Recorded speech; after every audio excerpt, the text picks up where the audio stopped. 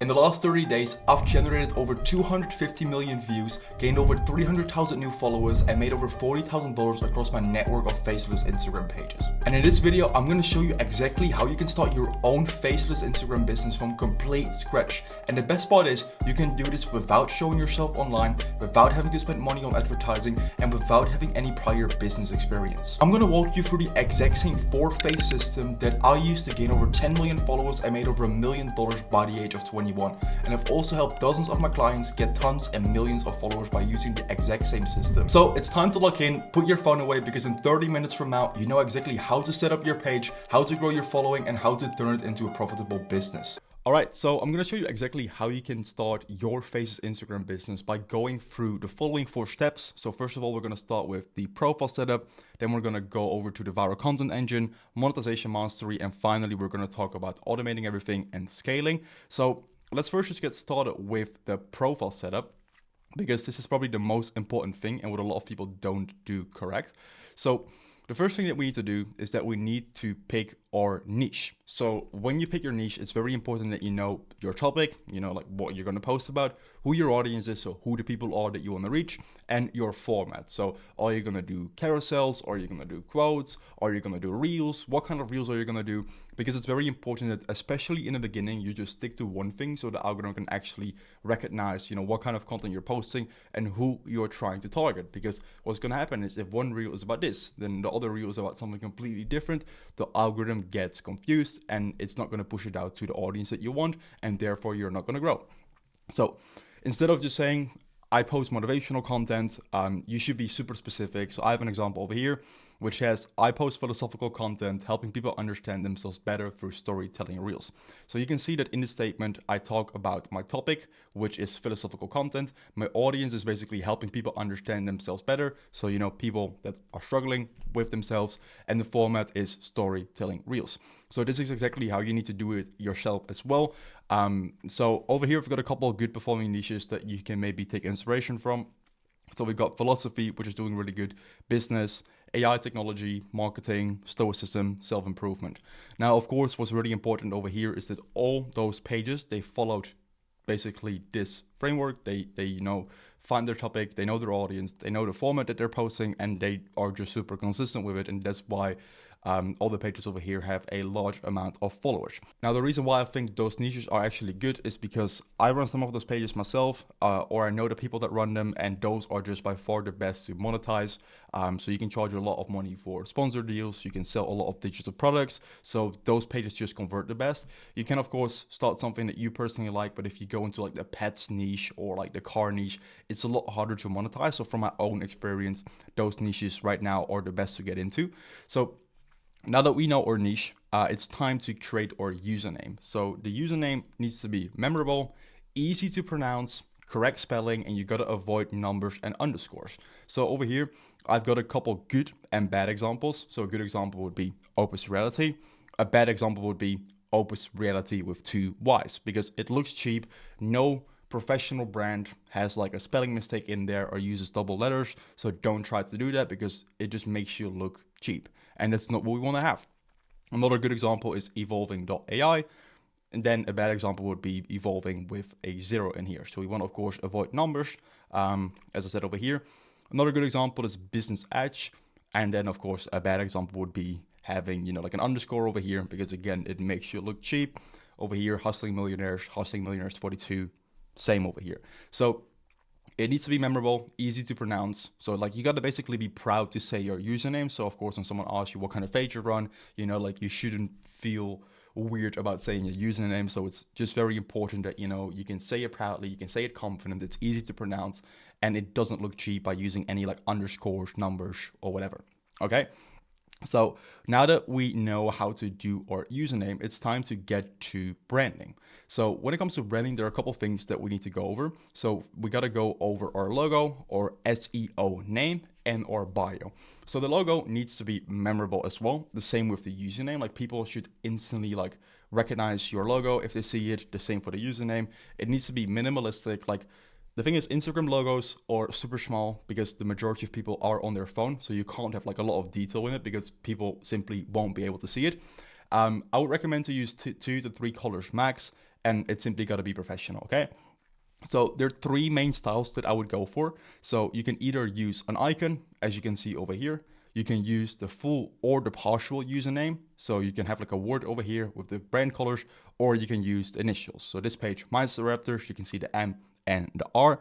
And those are basically the main ones that I would go for. And it's also what literally everyone in this space is using. So don't blend everything together, have an icon and your username and the initials or whatever.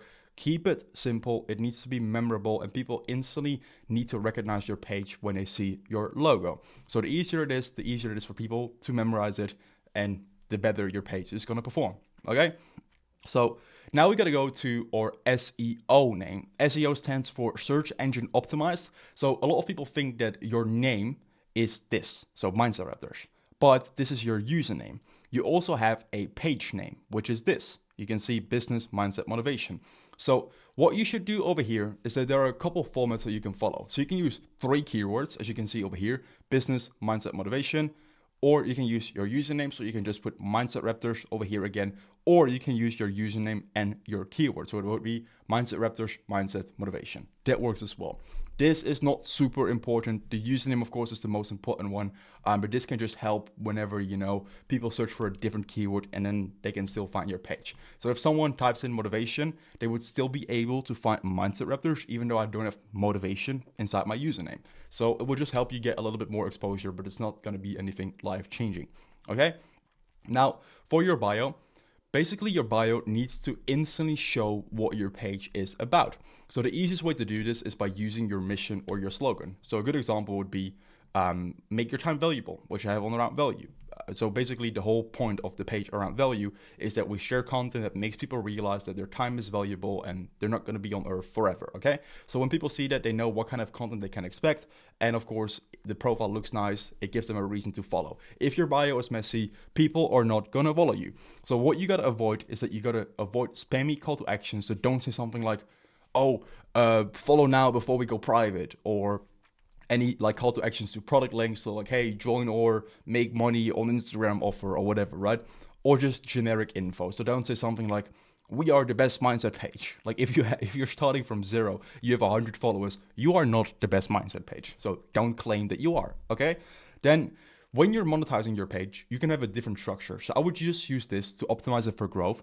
If you want to optimize it as well for monetization, I recommend having something like this. So first of all, you have your mission. So it's the same over here, like the mission, the slogan, just in one sentence what the page is about.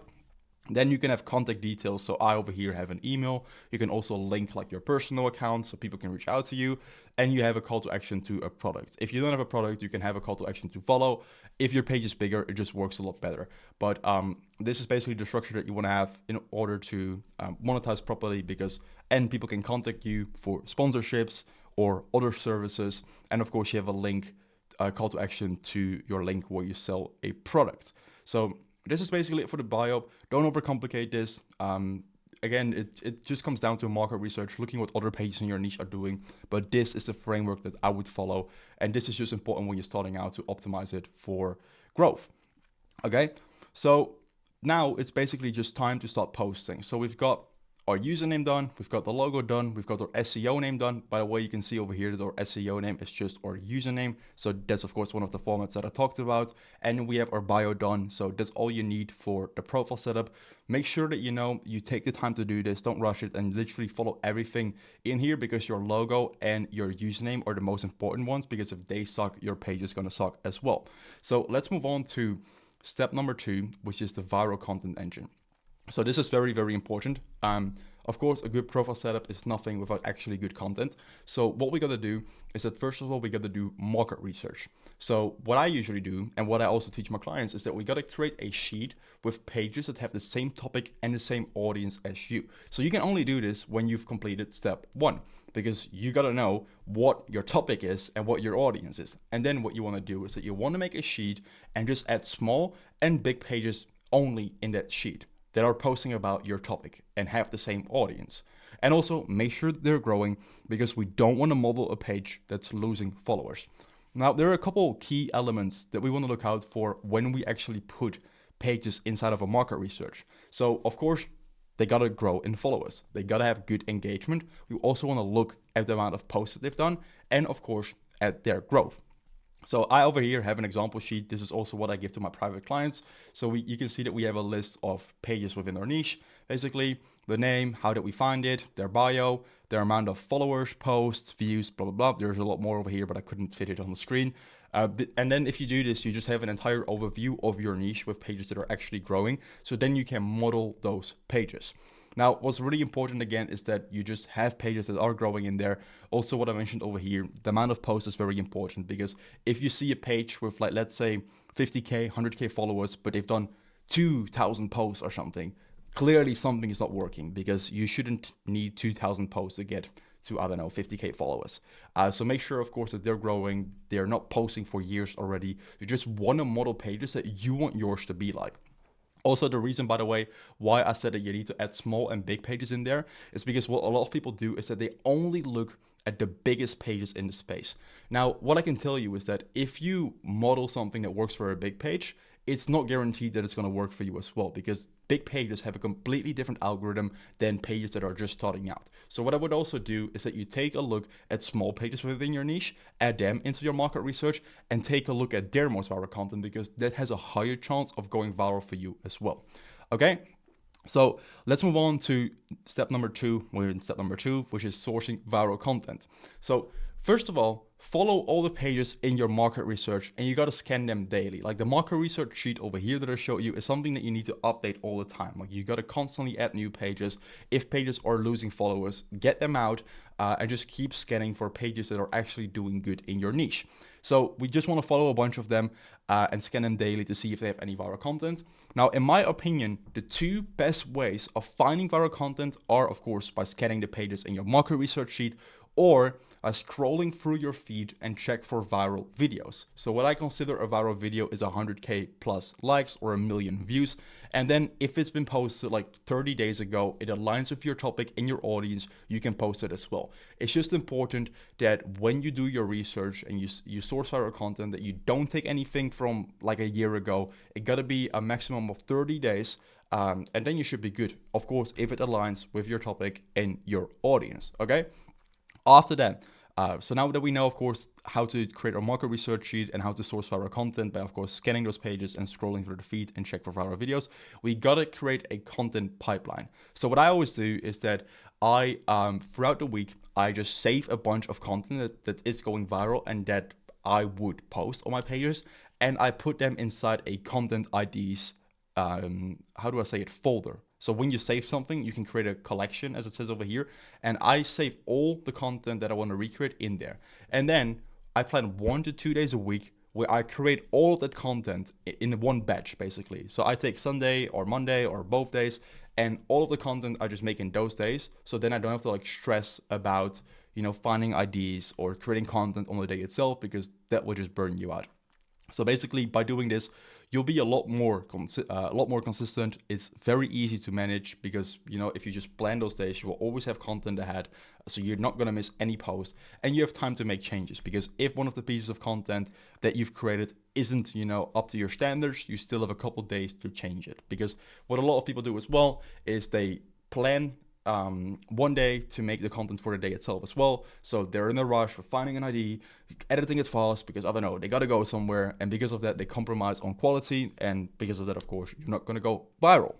So just plan it out for the week and be consistent. That's very, very important. And what I personally do is that I have like a sheet, like a pipeline over here with like IDs ready to post, ready to edit, and all of that. So because of that, I just know exactly what's happening with every piece of content, so I can plan everything for the week, and I just have a clear overview of everything that's going on with the content.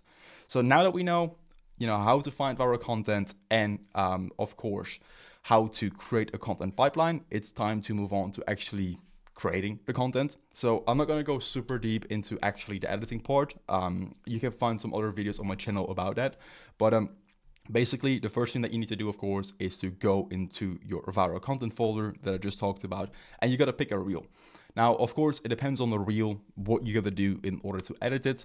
But it's either gonna be YouTube or Pinterest that you need to go to find the original clip. So YouTube is of course the best place to just find like interview clips from people, and Pinterest is the best to find like separate clips, images, like B-roll clips, or just like nice background images that you can use for carousels. Now, then of course, what you want to do is you want to edit it and remodel it with your own branding and your unique touch. We don't want to directly repost because that doesn't work anymore. And also, of course, we want to build a brand and stand out from the competition. So we don't want to post other people's content. So you can either use CapCut or Adobe to create content. It's just important that you spend a lot of time in those editing softwares because it just needs some time to actually learn and become good at it.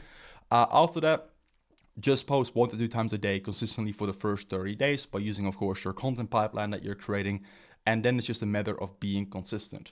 So posting daily will fuel your growth, but it might be slow in the beginning. But I've got a couple strategies that you can use to speed up this process, because in the beginning, when people see a page with 50 followers, they don't really want to follow it, right? Unless the content is super good. Like, people follow a page with 100K followers faster than a page with 50 followers. So it's just part of it. You can't do anything about it. But as I said, I've got some strategies that you can implement to just get your first 1,000 followers faster. So the first one is the $1.80 strategy from Gary Vee. Maybe you've heard of it. So basically it means that you got to drop your 2 cents in the comment section of similar creators in your niche. So you got to leave genuine comments that people will actually interact with, and this will just give your page more exposure and will get you a decent amount of followers. So basically, why it's called $1.80 strategy is because you want to drop your 2 cents in the comments, and you want to do that 90 times per day. So 90 times 2 cents is $1.80 for the ones that are not good at math. So that's basically how it works. So it's just interact with pages in your niche, leave a comment. What you can also do is that you can put notifications on for pages within your niche, and every time they post, you get notified. You can instantly leave a comment, so you have the highest chance of actually ranking high in the comment section, so more people will see your comment and will see your page. As I said as well, it's very important that you leave genuine comments, because if you just put like fire emojis, no one's going to interact with it. So have something that people will actually like or respond to, because that will get you more likes and higher up the comment section. Also, what you can do is that you can do collabs. So you can ask bigger pages for collabs and just offer to create the video. So you trade your time as a return in order to get some more exposure. I would only do this with pages that post similar content. So, if you have a motivation page, don't do collaborations with a car page or something like that, right? But yeah, collabs, it depends on the creator. Some people will do it, some people won't, but just ask. Some will eventually say yes, and it can just help you, get an extra boost and get some extra followers. Also, follow for follow. It's a bit controversial because it's not the best, but in the beginning, it's necessary. So how I would personally do follow for follow is to only do this with other pages in your niche and just interact with them. So there are a lot of other small pages in your niche. So if you follow them, you send them a DM with, hey, what's up? I like your content. They will follow you back most likely. They'll engage with your content, and that can give you a boost as well. Like 5 years ago, what used to work really well is that you just follow like an unlimited amount of people, and a lot of them would actually follow you back. But now there are like Instagram restrictions that you can't follow like, 1,000 people at once, because that will get your page banned. So don't do this with random people. Because the follow conversion is extremely low and you're limited with doing that. So only do that with pages within your niche to just get like a couple hundred followers extra. But in the end, your content is going to be the most important and will bring in literally 99% of the followers. So just use the methods above to get your first 500 to 1,000 followers. So you have a following that engages with your content, and after that, just let the algorithm do its work. So after that, once you've been posting, you've been using, of course, the strategies over here to get your first followers in. It's just time to track everything. So after you've posted for at least 30 days, it's time to analyze and see where the most followers are coming from, which topic format works the best, and what we want to double down on. So just take a look at all the pieces of content that you've posted, see which one gets the most views, the most followers, the most likes, and just do more of that. So just cut out pieces of content that are not working and move with that. So that's basically it for your viral content engine. In the end, it all comes down to sourcing and having a good market research sheet. So those parts are the most important ones, and of course the consistency. The editing part, in the beginning, it doesn't really matter much. Basically, a good idea with shitty editing can still go viral. but a bad idea with good editing is not going to go viral. So it all comes down to the idea. So just make sure that you do your market research over here, you create a good sheet, and you know exactly how to source our content by scanning pages in your market research sheet, scrolling through your feed, and don't post content that's older than 30 days. And of course, be consistent by creating your content pipeline and batch everything so you can actually be consistent and have quality content. Okay? Step number 3 is monetization mastery. Okay, so now that you've got your page set up, you're posting viral content, you probably want to know how you can actually monetize your page. So there are a couple different ways that I want to go over. The first one is content clipping. Maybe you've heard of it. Of course, there's a platform called WOP where you can literally get paid for the amount of views that you're getting. There are 2 types of clipping that you can do. So you can do logo clipping. This is what you see with a lot of big companies. For example, Nvidia is a good one. A lot of crypto casinos are doing this. It's up to you if you want to do it. It's not the most ethical, but they pay very, very good. So you can see this is a good example where you just have your normal content and then you just have the logo on it. It depends how much they pay. Some pay like $1 per 1,000 views. So if you get 1 million views, that's $1,000 that you will get. You can also do content clipping. So where you take clips from a podcast, you post it on your account, and you also get paid for views. So for example, I did some clipping from Jay Shetty's podcast on my page where I got, I think it was $2.50 per 1,000 views. So if then of course you would get 1 million views, that would be $2,500, which is very, very nice. And one of the easiest ways to do, because you're not limited to the amount of followers you have. I would personally do this when you have over 10K followers, because in the beginning, you just want to focus on growth. But you can basically do this from any following that you have. So you don't need X amount of followers to get it started. And it all comes down to the views that you pull in. Okay. Next is digital products. So I would only do digital products when you have at least 100,000 followers, because in the beginning, as I said, you want to focus on growth and don't milk your audience already. There are 3 types of digital products that I think are the best to sell. You can either sell like tutorials or courses, like low ticket, like below $100. You can do apps and softwares. Of course, creating your own app or software is very hard to do, but there are a lot of good affiliate offers for apps and software. So you have InnerTune, where you get like, I don't know, a couple of dollars per download. There's also this app called Opal that like blocks your screen or whatever, like blocks certain apps. You also get like a couple of dollars per download. So there are a lot of apps that you can affiliate for, and it's very easy to promote because you can just implement it within your content. Or you can just sell a high ticket coaching. It really depends, of course, on what niche you're in. But for example, if you have a mindset page, you can sell like a high ticket coaching around mindset or building, your own business.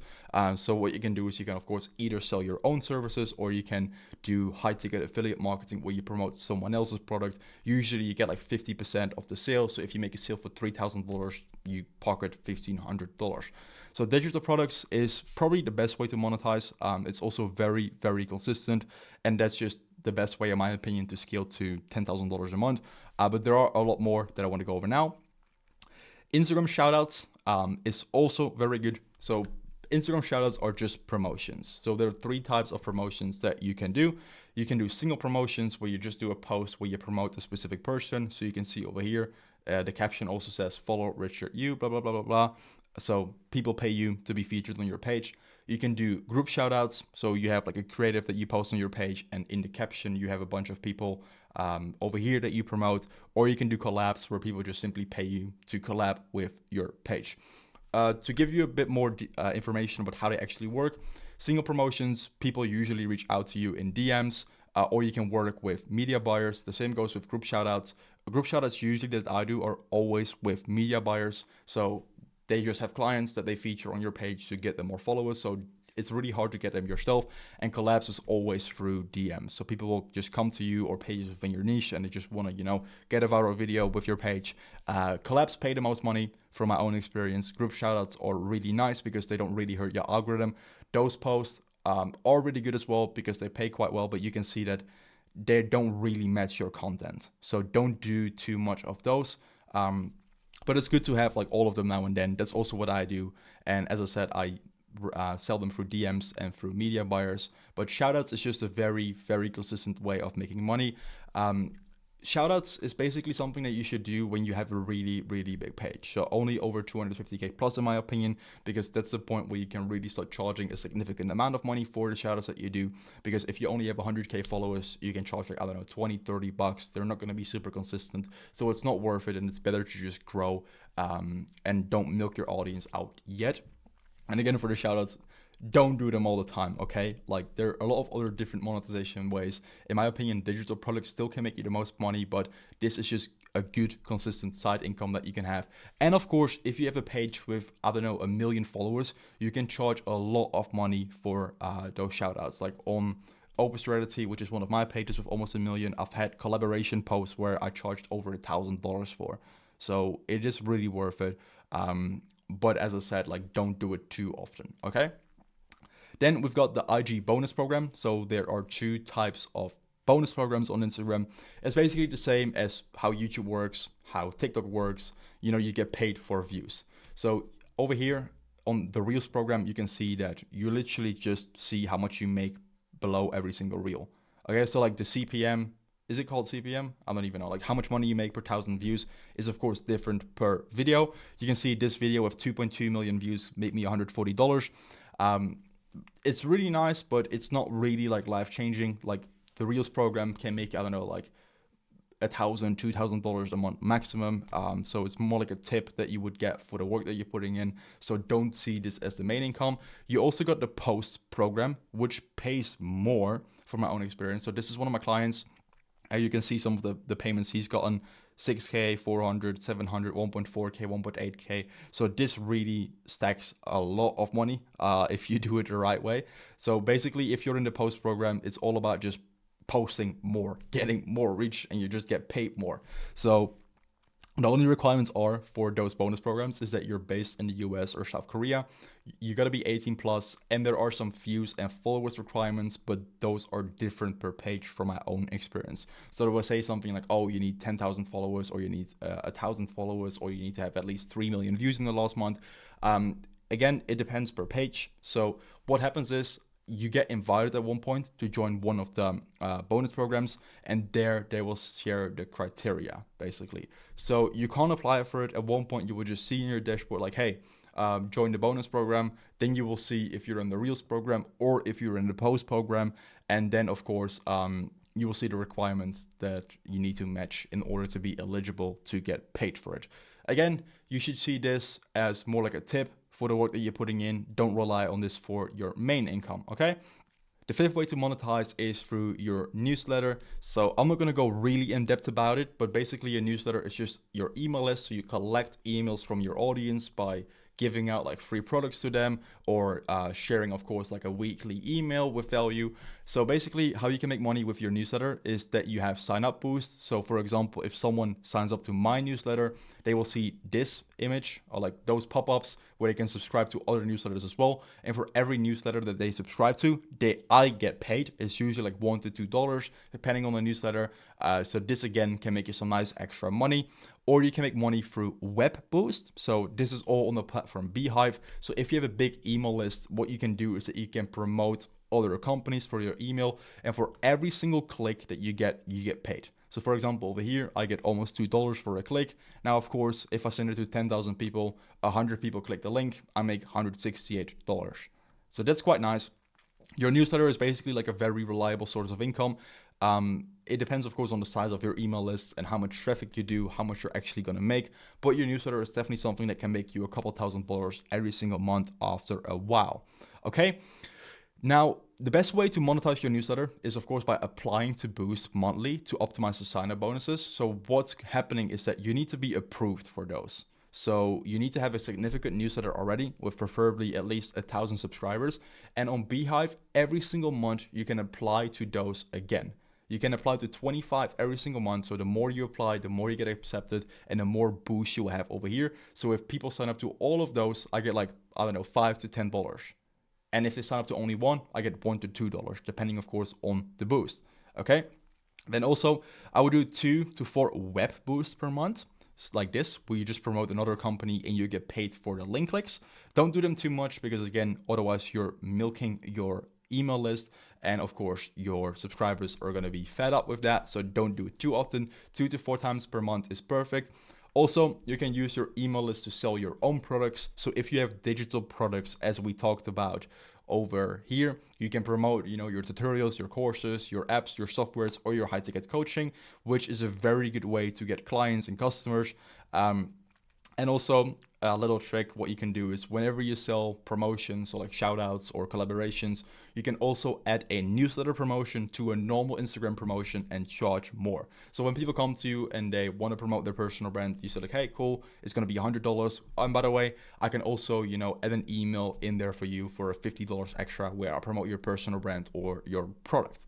Okay, so your newsletter is just very, very good to have, because also algorithms change, but your emails are always going to be there, and the open rates are always going to be similar as well, unless you do web boosts all the time, you promote all the time. So make sure, of course, that while making money, promoting your products, you also share valuable emails to keep your list engaged. You should see it the same way as running your own page. You don't only want to do ads, you also want to provide valuable content to keep the engagement up. Okay? Then we got the last one, which is physical products. This works only on really, really big pages, so preferably 1 million plus. Dropship products work okay if you promote it through Reels and Stories. It just depends on your niche, of course.